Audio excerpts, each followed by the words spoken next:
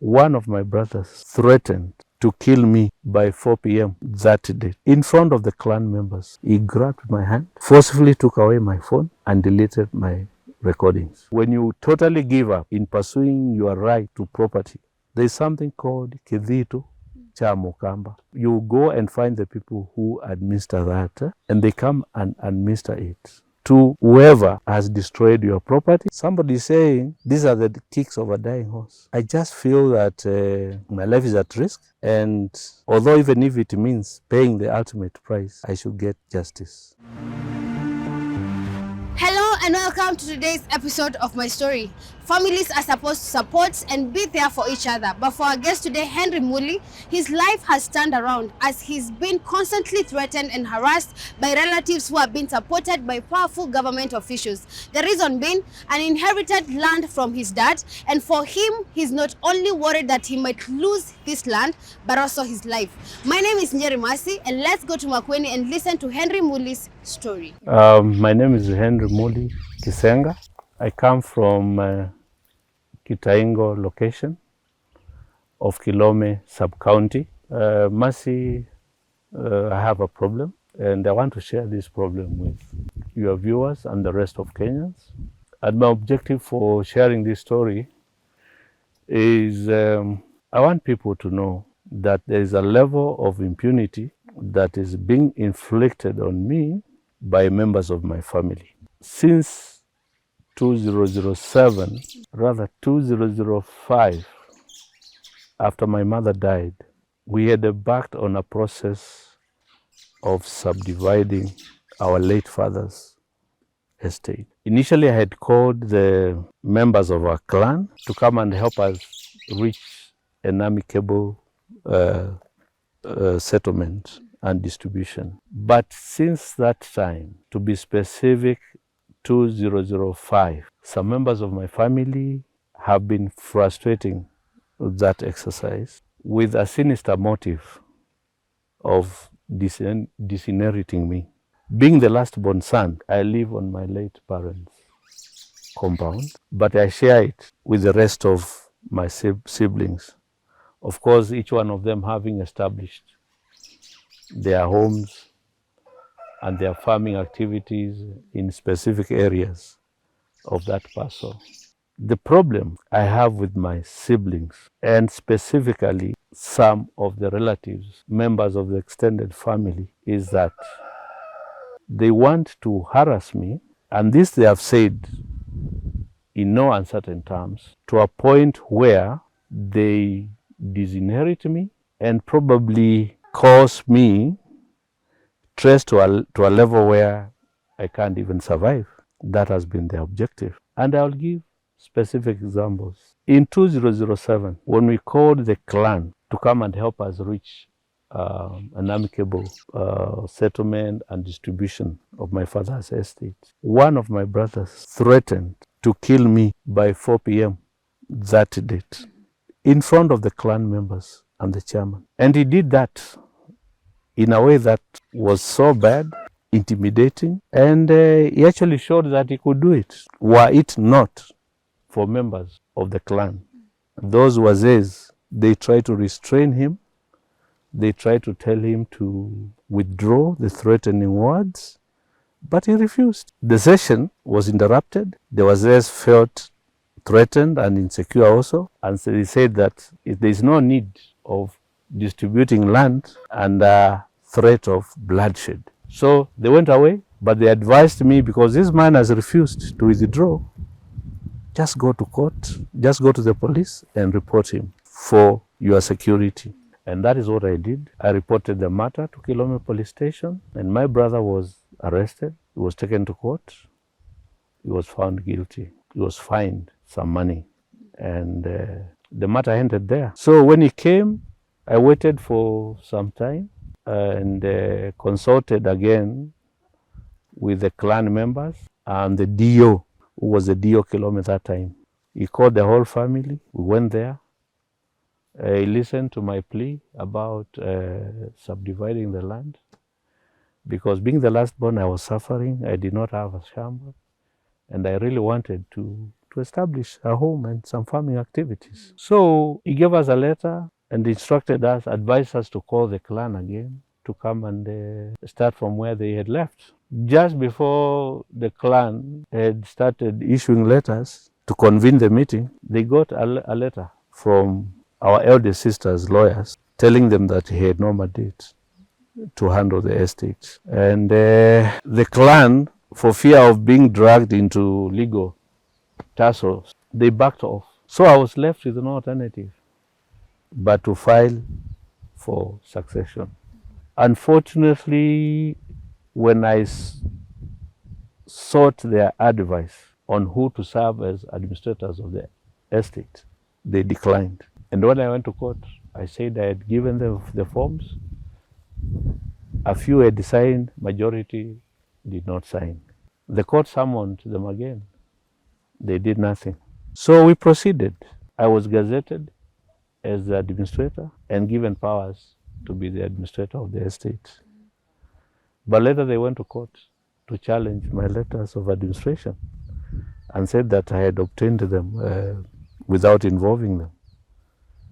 So the court revoked my letters of administration. From 2010 to around 2016 or thereabouts, it all went quiet. The estate has no administrator because my letters of administration have been nullified by the court, and nobody is interested in pursuing getting new administrators. So I went back to court. The court invited them to come and say who they want to be administrators of the estate. When they came to court, they had sat down and decided who they wanted to be the administrator. Unfortunately, that was the name of my late brother. And the sole purpose of having Musao there as the administrator is so that they could manipulate him. But I pleaded with the court to make the four brothers, including me, administrators of the estate, so that each one of us could try and check out the other in case somebody wanted to bring malice in the process. The court made the four of us joint administrators, 4 joint administrators, and the succession process kicked off. But the real problem, and which is actually the purpose of this sharing, is the kind of life that has been inflicted on me just because I've been fighting for my rights in the right way, in court, following the justice system. But then without me being consulted or being made aware, my nephews, my brothers, nieces mobilized a surveyor from Makueni County to come and carry out the distribution of the estate. The surveyor issued some letters. Unfortunately, my letter was forwarded to me, or was supposed to be forwarded to me, through the assistant chief, who is also a member of this family, by virtue of him being son to one of my sisters. Yes. So he made sure that I did not get those letters. Imagine such a big event. We are coming to distribute the land, and I'm the only one missing out. And I'm supposed to be there to advocate for my own rights, to ensure that what they are doing is as per the grant. I learned very late. My workman called me when I was in Nairobi and asked me, I can see some people, they have come, they have entered the compound, they are making some beacons in the shamba. I don't know what is happening. So what should I do? I told him, wait a bit, I'm going to call the chief and find out why is that happening. So when I called the chief told me he had forwarded my letter through the assistant chief, who is a member of this family. I told him I had not gotten the letter.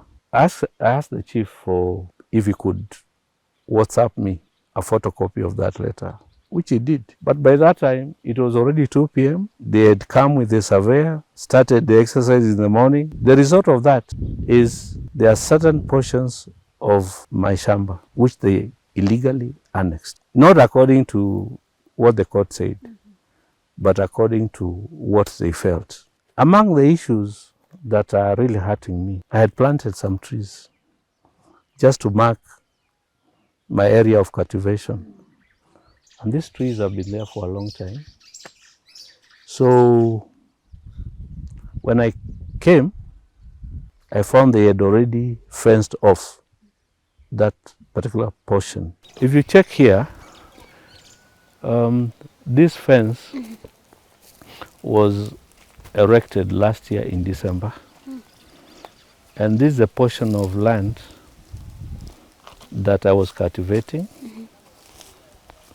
And last Saturday, they dug it up. You can see this is fresh digging. Yes. And at the same time, the opening here, they came and extended the fence. They came and extended the fence to this point. You see, these are the toilet facilities for my servant quarters. Yes. Now, the people around here, if you block them here, They cannot access. they cannot access. The other thing why they did this, this is a permanent building, the toilet. Since my mother was alive, we were cultivating this piece of land. Now, they forgot that this is already evidence that we have been using this portion of the land. Then the trees, which they cut, they just want to destroy the evidence. And I'll show you patches of some fire that they had lit. There is some crop of dolichos that I had planted as fodder. Walichoma. This is a stump. This is, sinaona hii ni paso ilikata hiyo mti. This was a huge tree, more than 10 years old. This is just one of them. And now the trees are in a line, marking the boundary between me and her. So she wants to destroy the evidence. Her aim is to destroy the evidence so that she can extend it to as she has marked with the fence. And me, I never struggled with this fence. I only cared about how to get into, to access to the facility. So, I don't know what to call this if it is not madness. Very humane. Yes.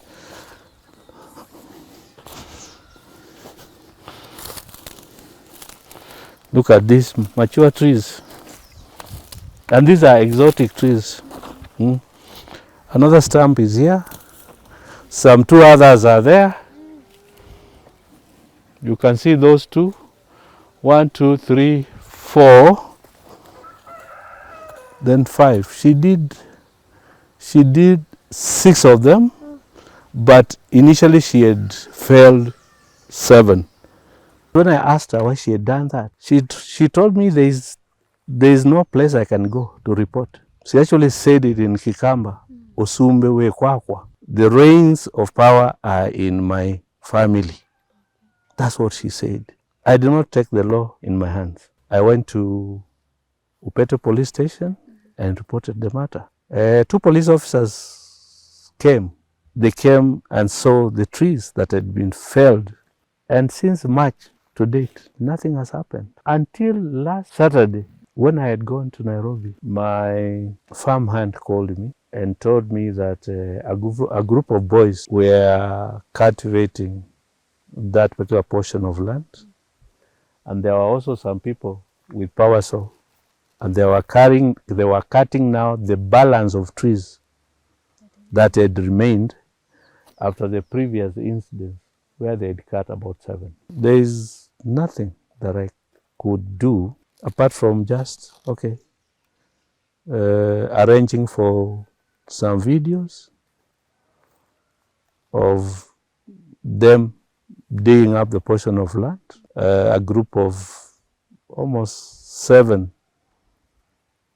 or so number of young boys digging. I could hear in the background the power saw. I could see the trees that had been felled. So I felt very hurt. I had planted these trees. In addition to marking the boundaries, trees are good for the environment. I also learned that they had heaped the pieces, and it seems that they were in the process of trying to make charcoal. So ukiangalia hapa,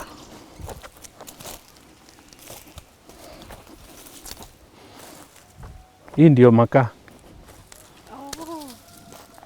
Hizi ni zile miti walikata. The first time walikuja wakakata. Okay, pass, don't step there. I think it is still burning. This is a crime scene. Si ni makaa, hii ni miti yangu. Somebody cutting your trees and making charcoal of their own. Surely. Isn't that not? Is that rational really? Unaiba kitu ya mtu, you buy a dress, you steal a dress from somebody, and then you wear it, and you wear it in their presence, and you wear it very proudly. Sasa hii ni nini? This is what I was calling impunity. Mtu amekata miti yako na ametengeneza makaa. And in another place, my niece is telling people, prepare charcoal burning, mkuje kununua. Advertising. Looking for buyers. For buyers of charcoal from trees which they never planted, and they know the trees are mine. Si wangelikatia tu trees zangu na waniwekee hapo, na waendelee na mambo yao. And the person who is doing that is my sister. And the son, who is an assistant chief, who is supposed to maintain law and order. When I went to inquire about why they had done, he insulted me. He told me, you are going nowhere with this case. Hii case itakumaliza. Wale watu unacheza nao, sio watu wamelelewa na malenge kama wewe. The impact of that really made me so hurt. I mean, it's making me feel so small, so vulnerable. They could cut my trees, and this is now a second time. So this thing can easily cost my life. And I'm being told that by the assistant chief of the area. The assistant chief is a member of this family. He is supposed to lead by example, ensuring that there is law and order in his own family. And you know, in another area, I reported again to our clan and said, because the police seem to think that there's a case in court and they cannot act, I'm going to revert to our African customary law in solving this dispute. And I wrote him a message. That is our chairman clan. And I told him to share with my brothers and members of the family. Because me now, at this point, nimechoka. Nimereport mara mingi na hakuna mtu ananisikiza. So I decided I want to call them in a meeting facilitated by either the DO or the chief and tell them what I intend to do. Basically what happens in our culture and tradition as campers, when you reach the end of the road, when you totally give up in pursuing your right to property, there is something called kidhito cha mukamba, muma ya mukamba. What you do, you go and find the people who administer that, and they come and administer it to whoever has destroyed your property, knowing very well it is your property, or they are doing that with impunity, and then you just let them continue. I've already communicated to them, but I still want to be as transparent as possible. I want all of them to know that Kidhito has consequences, and they should not suffer those consequences in ignorance. Whoever wants to own up that they have destroyed my trees and they are ready to offer me any compensation. Although my trees have more sentimental value than material value, I'll just proceed. And nobody is going to claim that I have done an illegal oath. Here is a family that is torn apart by certain people who think that they have a lot of money, they work in government offices, they have a lot of influence, they can do anything, they can get away with it, as they have so far demonstrated. So personally, that is how I intend to deal with that impunity. Kidhitu is just an appeal to God. It's not like witchcraft. It happens when, like if somebody comes and steals your cow or breaks into your house and you don't want to follow the justice system, the criminal justice system, you just announce that on such and such a day, you will bring a specialist to come and Mr. Kidhitu on your stolen or lost goods. So whoever has done that, they have time to return before it happens. So those losses that I am going through, they are not part of the succession. These are calculated moves to frustrate me, to intimidate me, to make me feel insecure, such that I can't even share this story with you. So I want to share this story. Should anything happen to me, the whole world should know that there are some people who are bailing for my blood. And because of the position I have taken on the distribution of my father's estate. When I'm listening to you, you're very passionate about protecting this land and getting what is rightfully yours. But maybe someone who is watching from your heart, what's really is your wish from all these things that is happening to your family? My wish is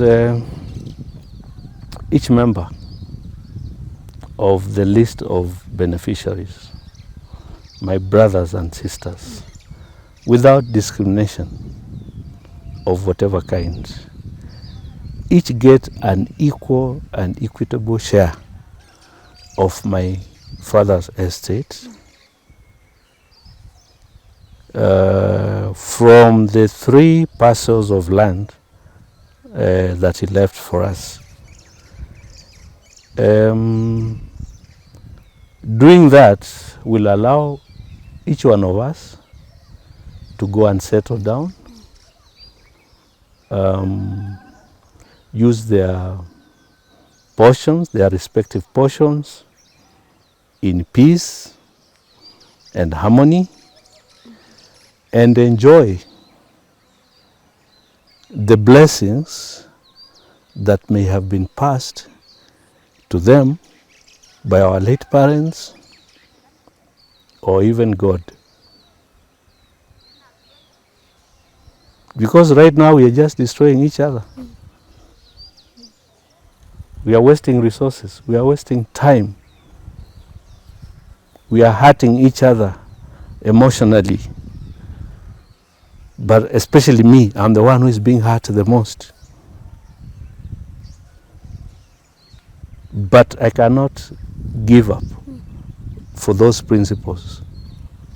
Justice, equality, and equity for all, including myself. I won't give up until that is achieved. Okay. It doesn't matter. The journey might be long, but eventually that goal is going to be achieved. And if those who hate, even those who hate me, they will eventually realize that I meant good for all of them. I don't want to use any of my siblings as a slave for fighting my battles. My siblings are being used by the 2 individuals I've mentioned. In fact, one time, just recently, when I was inquiring about this, there's a sister of mine who alleged that I'm not a biological son of my father. And when I look in the mirror, I just look like my father. I see my father every day when I wake up, when I go to the mirror. So look at such insults. They are really there to demoralize, shame me, make me feel, but I'm not going to allow them to do that. Yeah. We'll fight using legal channels, law and order.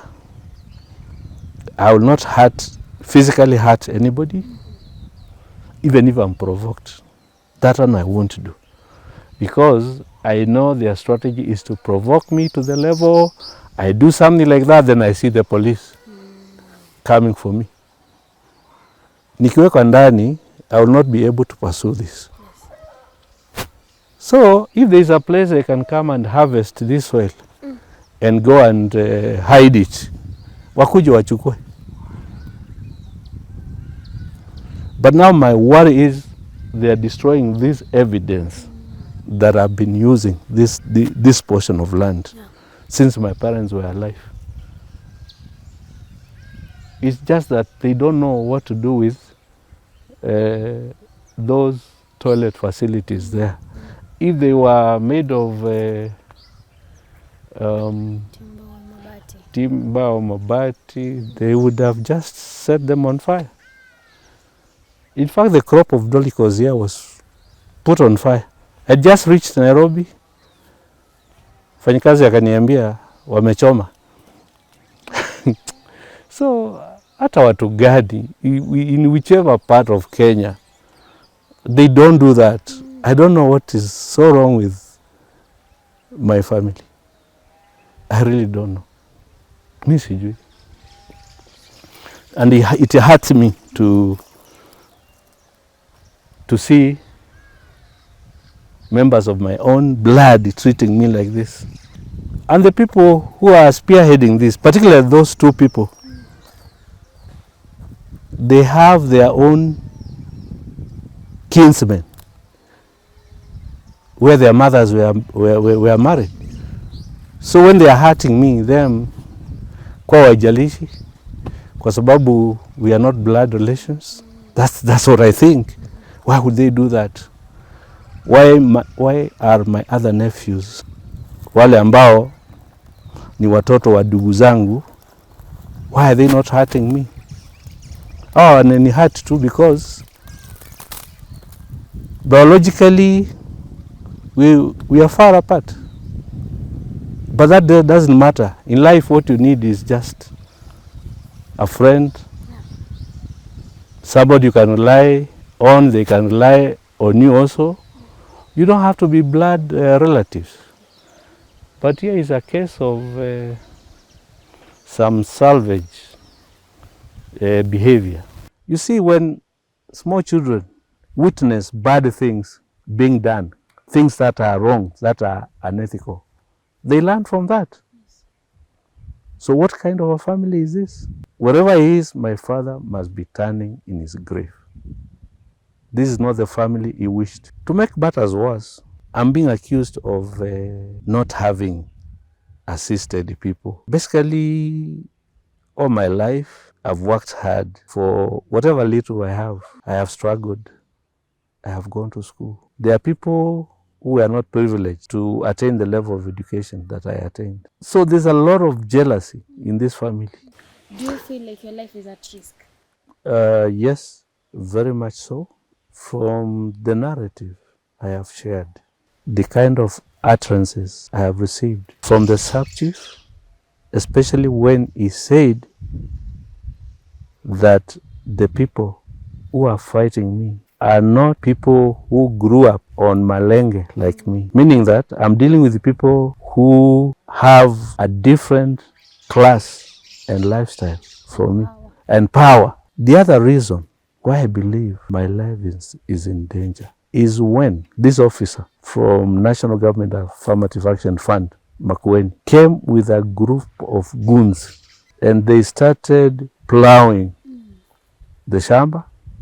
And when I went to inquire, One of them, he grabbed my hand, forcefully took away my phone and deleted my recordings. The officer from GAF told them or shouted to them, Inspector, wachana na huyu, wachana na yeye. Then that guy shouted back, mzee tutaenda na yeye. The officer said, okay, murudishie simu yake. So the phone was thrown to the ground. I went and picked my phone. And I said, well, hapa, anything can happen to me. I don't know whether these guys are armed. The group of goons are still plowing. And the message I'm getting is, you can die here. So me, I decided to come back to my house and call the police. When the police came, they asked him, who are these? These are my security men. And after that, they got into the GK vehicle, this guy drives, and took off. I never saw them again. That really is an indication that day, had I tried to prevent these people from carrying out that mission, the mission of invading that shamba, they would have hurt or even killed me. So I really feel my life is in danger. I also talked about some WhatsApp messages that have been trading on a platform where my nephews and nieces have a group. Somebody saying, these are the kicks of a dying horse. I just feel that my life is at risk. And although even if it means paying the ultimate price, I should get justice. I just feel I'm being treated like a child of a lesser God, an outcast. Everybody against me, targeting my economic base. If I died today, I know my wife and children will not find comfort in staying on my father's land. My brothers never come on the scene. If they are part of it, they're in the background. I just want to put into context what is happening here within this family and how he has destroyed this family. The two of them. The assistant chief is not even 5 years in employment. The people who had gone to do the interview with him, they left there complaining, saying the wrong person got the job. The story is all over. It is said this guy bribed his way into that office. Whoever financed him, he knows better. But if he was to be subjected to real scrutiny of his papers and experience, he would not qualify for that job. The best candidates did not get that job. Dad, thank you so much for being so vulnerable to share your personal story with our viewers today. And it's very unfortunate that it's happening to you, and it's been orchestrated by people you love, your relatives, and people who are close to you, and people who even have power and money, like those who are in the government offices. And our prayer and our wish, even as journalists, is that you will get the impact that you deserve out of this story, and justice will be served to you eventually. So thank you so much. And to you, our viewer, thank you for sticking with us up to this point of today's episode. As usual, remember that his number will be on your screen and also on the pinned comment below. Any assistance that you can help him in acquiring this justice and even exposing more impunity that is happening in the country and the judicial system, it will be highly appreciated. Also, if you have watched this episode and haven't yet subscribed to this platform, kindly do so, support us, and do leave us a comment at the end of this episode. Until next time, my name is Njeremasi. Just keep it Tuko.